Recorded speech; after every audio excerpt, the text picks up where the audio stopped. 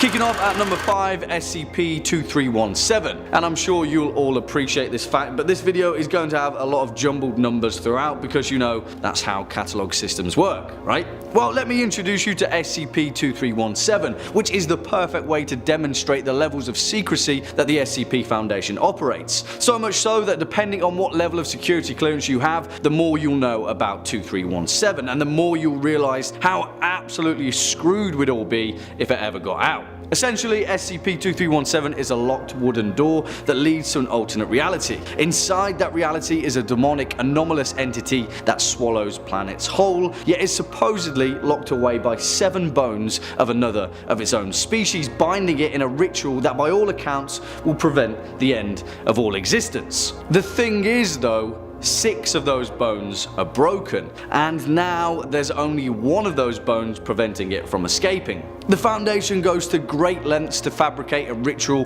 which involves human sacrifice, which it tells its lower ranking staff will prevent said end of the world. Spoilers though, it doesn't, and all it does is serve as a way to mentally distract everyone from the inevitable end of all life. Whew, heavy stuff. Coming in at number 4, SCP-2399. Now, it's important to note that there's a slim chance that SCP-2399 won't be a world-ending catastrophe after all, and its intentions are to simply land on Earth and usher in a new age of technological prosperity. But really guys, would we ever want to take that risk? Because I wouldn't. In short, SCP-2399 is a massive alien continent-sized complex mechanical structure that was on course for Earth before it was caught in the gravity of Jupiter's moon of Io, causing it to become stranded on the gas giant, automatically activating its self-defense protocols, resulting in what is now known by astronomers as the Great Red Spot. Now, SCP-2399 constantly dispenses fleets of small drones that slowly repair it,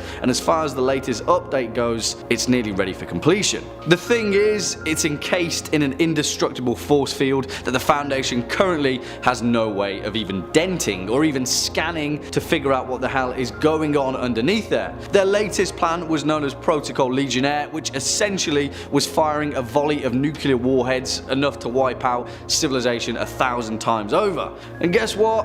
Not even a dent. Whatever's under there has got the Foundation spooked and in all likelihood will result in the end of the world as we know it.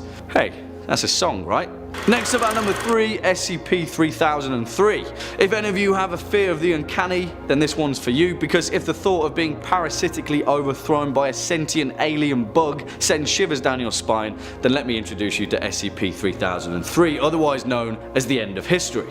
Essentially, 3003 is an Earth-sized planet 208 light years away from our Earth, but aside from distance, is near identical to our own. However, it possesses a population of over 30 billion and is exponentially more technologically advanced than our civilization, down to one small but significant difference. SCP-3003 is controlled by a beetle-like organism that parasitizes human life and wants to bring Earth under its influence. Because of its ability to enslave human life under its hive mind, the planet of SCP-3003 has become highly advanced and is nearly at the point of becoming an interstellar civilization, where it will arrive on Earth and infect us all with its mind-controlling amoeba-like organisms. The thing is though guys, the 30 billion humanoids already under its control are possibly the happiest people in the universe. They're healthy, they're happy, they don't partake in violent behaviour and abstain from military conflict. They have a resistance to pain and diseases and are genetically engineered to be the best spacefaring species that they can be.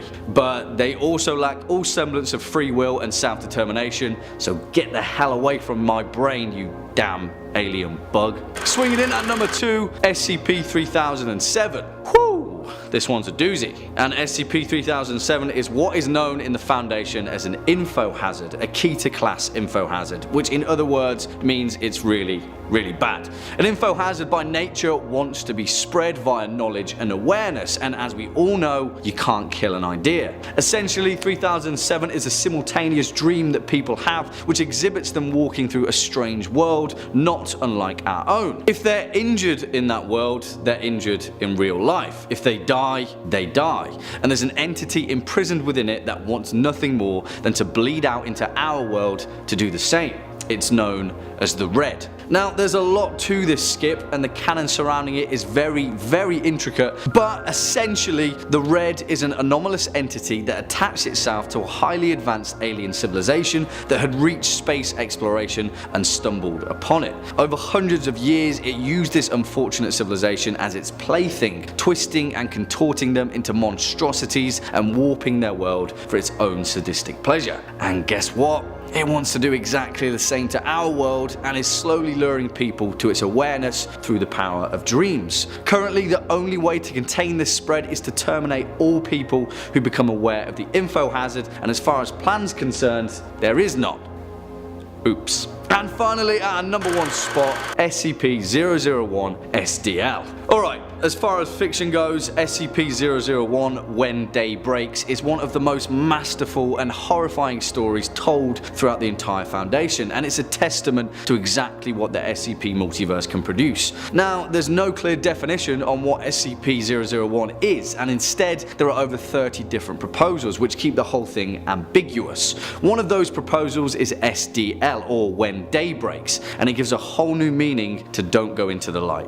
Essentially, SDL is an extinction level event where the sun has turned everyone on Earth into an amorphous goo, which still retains its sentience and essentially reduces Earth's population to malevolent flesh zombies. What is left is a bleak, inhospitable world for its survivors, people on the edge of existence, roaming the wasteland, trying to stay in the shadows and avoid the roaming hordes of melted flesh zombies. What makes it worse though is that the amorphous goo has a tendency to combine into each other, meaning that a large bulk of the 7 billion people on the planet have become burbling, breathing masses of sentient, fleshy goo, and they want you to join them to step out into the light and be melted by the sun. Whew. I'd take regular zombies any day. Kicking off at number 5, SCP-2700. And really, this should be at the top of our list in terms of calamity, but we recently covered it in our cursed SCP items list, so no, get to the back of the line, SCP-2700. As we said in our other list, stock for stock, this item is potentially the most devastatingly powerful item in the entirety of the SCP Foundation's arsenal. As the record states, SCP-2700 is a complex mechanical device believed to be a vessel of sophisticated directed energy. The device itself consists of 3 components: the interface, the accelerator, and the core, and it was developed by the legendary Serbian physicist and renowned inventor Nikola Tesla. Yes, exactly, the Nikola Tesla. On the surface, the Foundation portrays this ingenious object as merely a miraculous relic left over from the legendary inventor's legacy. But as is the same with many things in the SCP Foundation, all is not as it may seem. To boil it down, SCP-2700 is a weapon of such immensely insane power that a single firing wouldn't just destroy all life on planet Earth, it would destroy all life in the universe. Well, I say destroy in the most tentative term because a better word would be reset. SCP-2700 behaves inversely regards to entropy, and if you fire this weapon, it would cause a chain reaction that essentially causes a reverse Big Bang. Maybe the universe would completely reset itself, maybe it wouldn't. I don't really want to find out. Do you? Coming in at number 4, SCP-990. And I love this skip because SCP-990 reminds me of both the Observer from Fringe and the conspiracy suits from the X-Files, except this guy is a little more forthcoming with his mysterious intentions. SCP-990 is one of the few items in their canon that the Foundation isn't entirely sure whether he's trying to help humanity or destroys all entirely. Currently, there is no known containment procedure for SCP-990 for one simple reason: he only appears in dreams. Essentially, he's a much more stylish Freddy Krueger. Sorry Freddy, just with less claws and even less plastic reality. As the record states, SCP-990 generally appears as a human male dressed in a Cold War era business suit who appears to Foundation personnel through the power of dreams. So far, no members of the Foundation have encountered this guy in the real world, and if he corresponds to an actual physical human being, then he's yet to be found. Essentially, 990 appears with the intention to warn people of disastrous events, and anything that he warns of inevitably comes true. Now, the Foundation aren't sure whether he's actually causing these events or just being a good dream Samaritan, but his most startling revelation is the end of the world, and his warning is focused on a yet to be revealed SCP. I guess we'll just have to wait and find out. Next up at number 3, SCP-001 When Day Breaks. Now this is an interesting one because if you know anything about the SCP Foundation, you'll know that their first entry in their archives, SCP-001, is ambiguous in its origin and is made up of over 20 different entries, all of which may or not be the real SCP-001. Sound a bit confusing? Well, essentially SCP-001 is brimming with potential red herrings to keep the Foundation's motivations and goals a secret. One of these is SCP-001 SD Locke's Proposal, also known as When Day Breaks, and if it is a genuine entry, then we're all kind of screwed. In the worst possible way. As the record states, When Day Breaks is an Apollyon class object that due to its nature cannot be contained. It is the designation given to our sun after an undisclosed event resulted in over 6.8 billion casualties with the first 24 hours. 001 is the exposure to ultraviolet rays that upon contact liquefy living organisms, with the effect spreading until the entire organism is converted, visually being similar to melting wax. Essentially, if you step out into the sunlight during the events of 001, you turn into a gelatinous mass, and inevitably when you make contact with another biological organism, you combine and blend at a molecular level. Picture our world right now, but everything is made out of wax. I mean, everything. Then turn the heat up really high, and then everything wants to kill you. That's what SCP-001 will look like, and it's not pretty.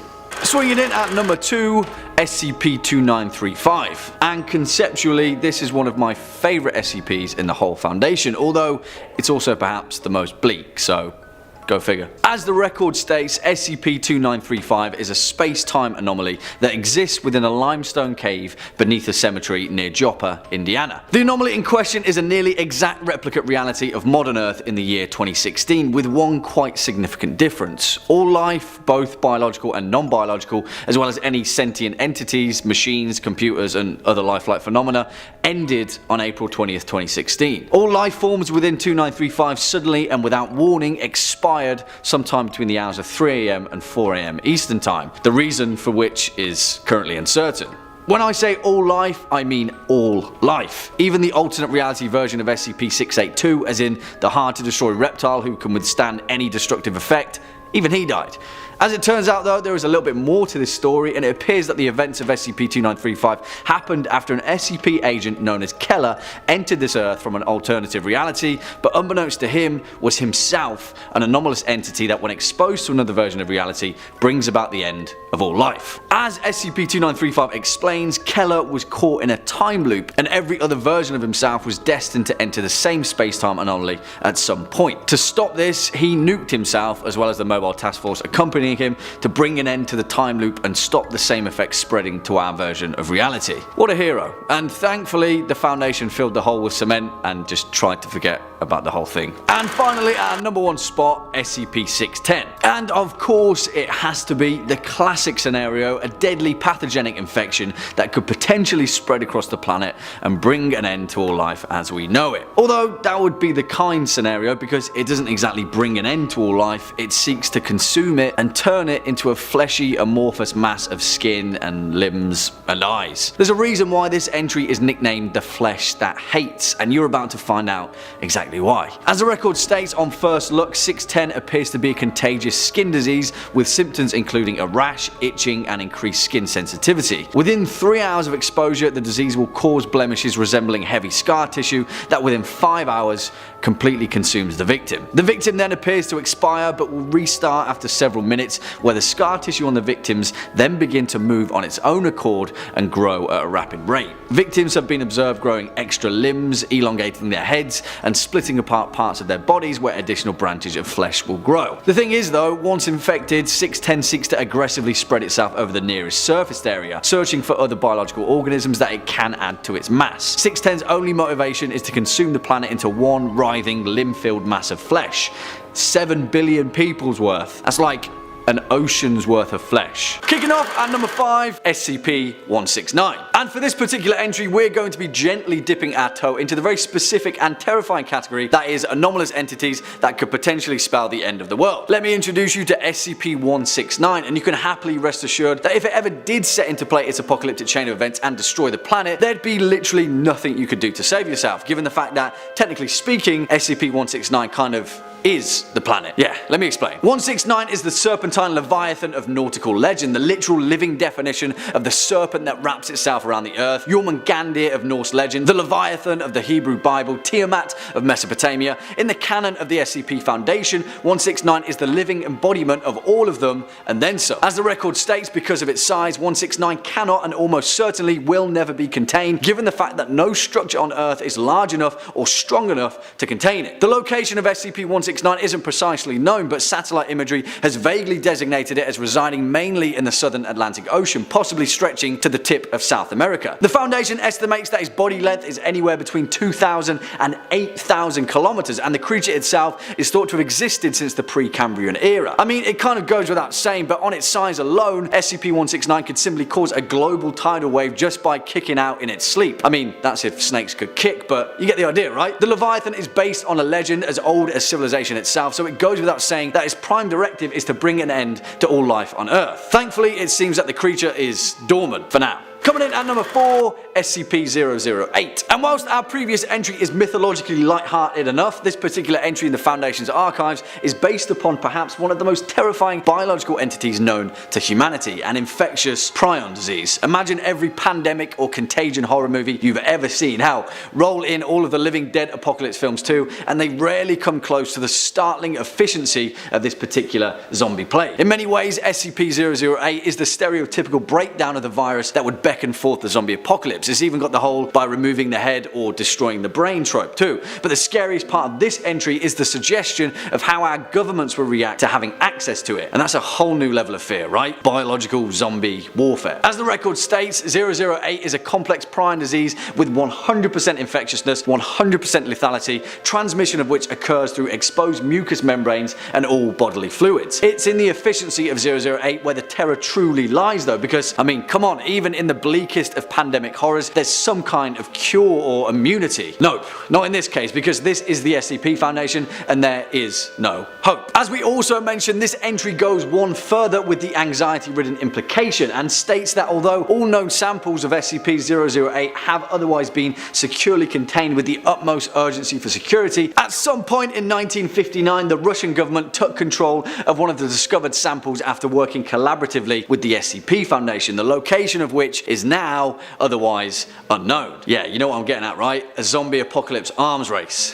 That's a terrifying thought. Next up at number 3, SCP-3999. And just as a side note, this entry in particular is awesome and also utterly terrifying, and you'll be pleased to know that it's also vaguely reminiscent of one of my favourite short stories of all time, I Have No Mouth and I Must Scream, from the mind of the fantastic science fiction writer Harlan Ellison. And maybe that will give you a vague idea of the existential terror that lurks deep within 3999, because unlike the omnipotent dictatorship of the Allied master computer, this anomalous entity does things a little differently. You see, within the canon of the SCP Foundation, certain classifications of beings stir more fear than others, and perhaps the most terrifying are the ones that can manipulate the mind itself, and thus the nature of all reality. There are cognitohazards and memetic viruses alike, but 3999 is what is known as a reality bender, an otherwise corporeal entity of unknown origin that can manipulate and potentially destroy reality itself. Thankfully for us, 3999 seems fit to only take out its anomalous torturous desire on one individual in particular,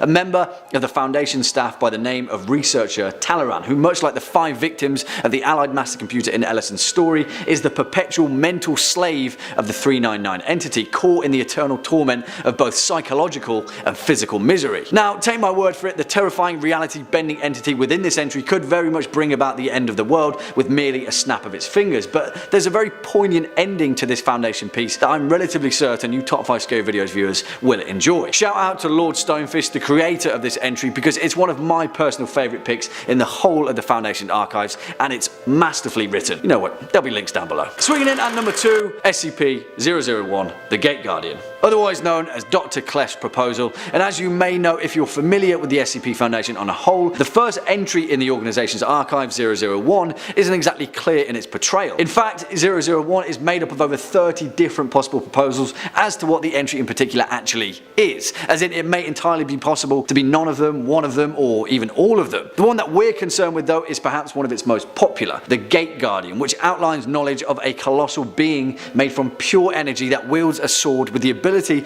to annihilate anything that passes too close, destroying it at an atomic level. If that's not already terrifying enough, the entity also guards the entrance to the Abrahamic Garden of Eden, located by anomalous means somewhere between the Tigris and Euphrates rivers, and has been doing so for as long as the Foundation has been around, and in fact inspired the Foundation to be created. And that may give you a semblance of an idea as to where we're going with this particular entry, because when we apply the end of the world to the Gate Guardian, what we really mean is the rapture, the end of days, the classical biblical depiction of hellfire, damnation, and death. And if that's not already bad enough, the Gate Guardian has technically already ended the world after leaving his post, opening the gate and letting an unknown entity pour forth into our world, where the Foundation subsequently declared an XK class end of the world scenario and pretty much went into has well and truly hit the fan mode. However, as the record states in SCP-001, knowledge of this event was actually sent through anomalous means from the future, warning the Foundation of the dangers that the Gate Guardian is currently containing. Now, all of this obviously could be hodgepodge, as it's very clear that it will never be certain as to which 001 proposal is true. But if it's this one, yeah, there's probably no coming back from this one. And finally, coming in at our number one spot, SCP-4023. And as a horror fan, this one is awesome. If not utterly terrifying, and conceptually speaking, SCP-4023 is perhaps one of the most horrifyingly original entries that I've seen in a long time. However, as with many things in the SCP Foundation, it does take quite a while to wrap your head around its technical intricacies. But once you do, yeah, you'll be like me and have the prior knowledge that this entry in particular is going to end really badly. Let me explain, and really all you need to do is keep the number 23 firmly in your mind. As the record states, 4023 is an Apollyon class object that is seemingly made up of a collection of 23 anomalous objects, events, and entities which are currently being investigated by the Foundation's researchers as to their true nature. Although they do already have an equally terrifying hypothesis, and it revolves around a figure referred to as SCP-4023-18, otherwise known as the Entity, an extra-dimensional malevolent force that is seeking to enter our dimension on the 2nd of March 2023. It is believed by the Foundation that this entity in question has been creating anomalies that relate to the number 23 in our world, as well as many other realities, in order to act as a nexus for its arrival into our plane of existence. Although only speculatively, its goal is to merge with the 13 current O5 council members, where it will enter a state of completion in which the entity will consist of 23 connected parts, the other 10 being comprised of itself, and the 9 missing members of a previously extinct O6 council that were absorbed by the entity. Yeah, it's complicated, but that's the terrifying beauty of this particular entity. It's the fear of the unknown that drives its nightmarish narrative. We don't know what SCP-4023 will do, can do, or is already doing, but it does mean one thing. Whatever it is, it will more than likely herald the end of the world. But that's just another day for the SCP Foundation, isn't it?